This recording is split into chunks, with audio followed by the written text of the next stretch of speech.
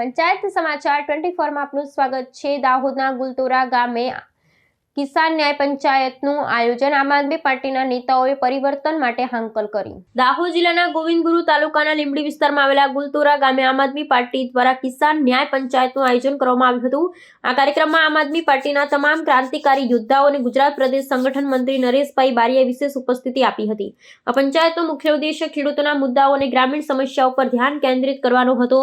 આ કાર્યક્રમ દરમિયાન મોટી સંખ્યામાં એકઠા થયેલા લોકોને સંબોધતા આમ આદમી પાર્ટીના નેતાઓએ ગુજરાતમાં સકારાત્મક બદલાવ લાવવા માટે પરિવર્તનના વિચાર સાથે જોડાવા હાંકલ કરી હતી।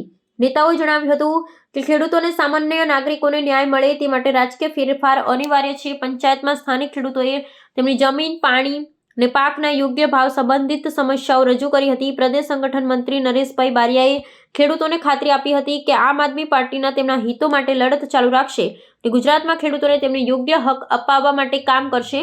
સમગ્ર કાર્યક્રમ શાંતિપૂર્ણ માહોલમાં સંપન્ન થયો હતો અને સ્થાનિકોમાં રાજકીય પરિવર્તન લાવવા માટે ઉત્સાહ જોવા મળ્યો હતો। ભાજપે ગુજરાતને બરબાદ કરી દીધું છે। હું શપથ લઉં છું કે હું ભાજપને હવે ગુજરાતને વધુ બરબાદ કરવા દેવાનો નથી।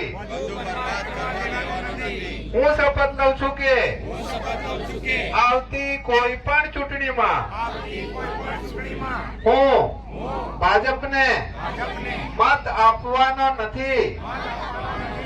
હું શપથ લઉં છું કે મારા પરિવાર અને ગુજરાતના સુવર્ણ ભવિષ્ય માટે આવતી દરેક ચૂંટણીમાં હું આમ આદમી પાર્ટી અને ઝાડુને મત આપીશ।